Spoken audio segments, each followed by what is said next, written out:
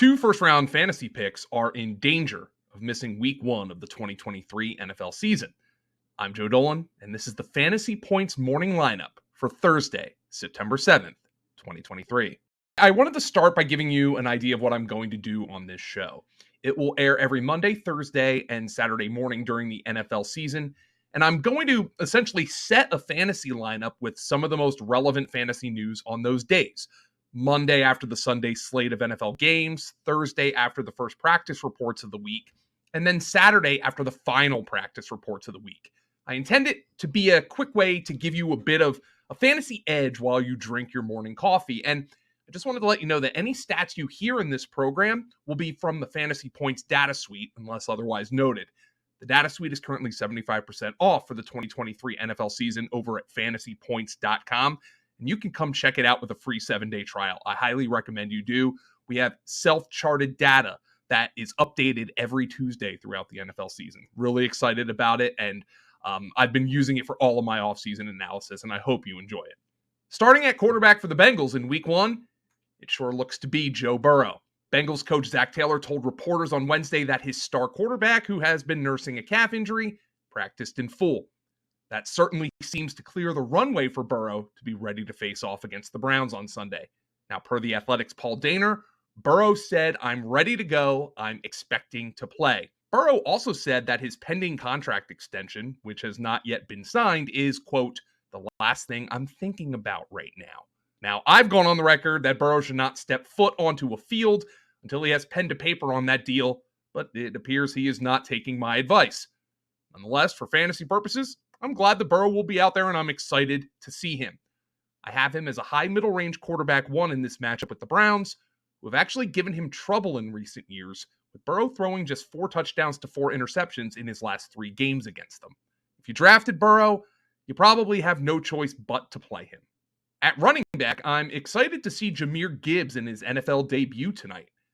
Now, Gibbs told ESPN's Michelle Steele that he thinks a 1,000-yard rushing, 500-yard receiving season is in the cards for the Lions in his rookie campaign. Now, if you want to know how rare that accomplishment would be, only 4 rookie running backs have done it in NFL history, and only one of those, Saquon Barkley in 2018, has done it in the 21st century. Nonetheless, Gibbs has an opportunity to do something here because the Lions flat out need pass catchers. With Jameson Williams suspended, there is a black hole at receiver behind Amon-Ra St. Brown. Tim Twentyman of the Lions official website wrote on Wednesday that, in fact, he believes Gibbs will be their top downfield passing attack early in the season.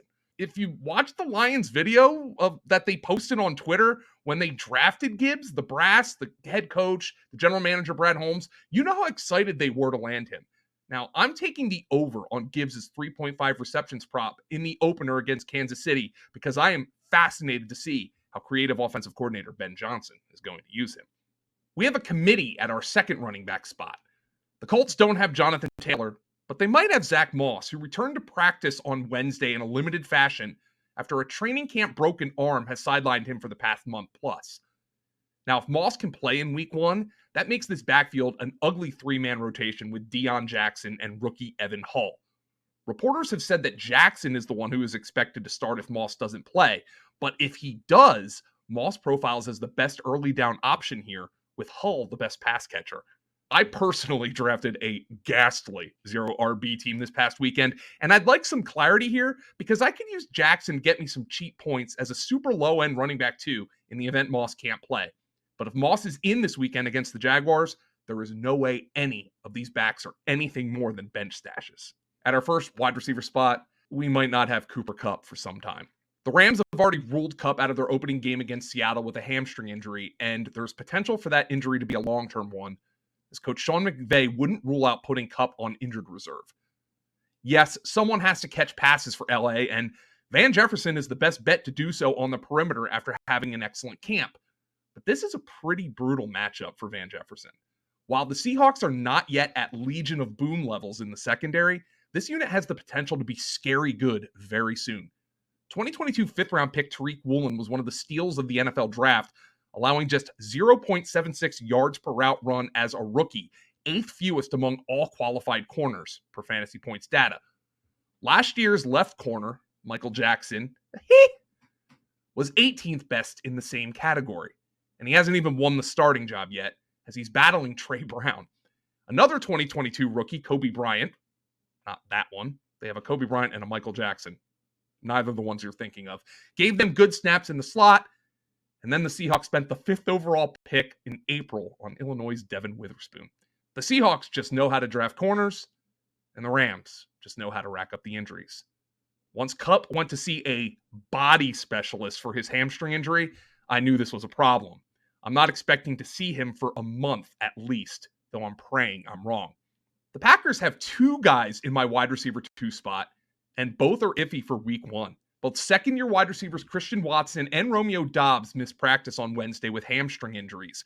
It's a painful reminder that both players had issues staying on the field last year, and this is not Watson's first hamstring pull. He had one last year. Per our Dr. Edwin Porras, since 2018, fantasy-relevant wide receivers who didn't practice on Wednesday with a hamstring injury were out 53% of the time the following Sunday. So it looks like this is a true coin flip for both guys.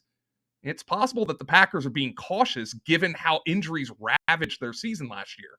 But even in the event that they play, I'm downgrading Watson to a tenuous wide receiver 2 against the Bears, while Doubs can't be started, period.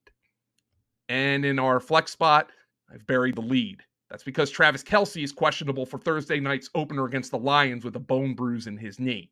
Now, after he suffered a knee hyperextension in Tuesday practice, which always brings to mind the ACL, the PCL, every CL out there, this has to be considered the best case scenario because there is no associated ligament damage. Now, again, per Dr. Porras, this injury is a 2 to 3 week injury maximum. I personally would be surprised if Kelce plays on Thursday, but I'd expect him back in week 2. Noah Gray is a low-end streaming option if you need him, and certainly for DFS, while I think the Chiefs could actually run the ball a little bit more with Isaiah Pacheco against the Lions defense that gave up explosive runs at the second highest rate in the league last year per Fantasy Points data. Thanks for joining me for the initial edition of the 2023 Fantasy Points Morning Lineup. Remember to subscribe to this channel for more fantasy football content, hit that like button, and comment if you enjoyed this video. And you can catch me over at fantasypoints.com and in our subscriber Discord. Thanks, everybody, and I'll talk to you Saturday.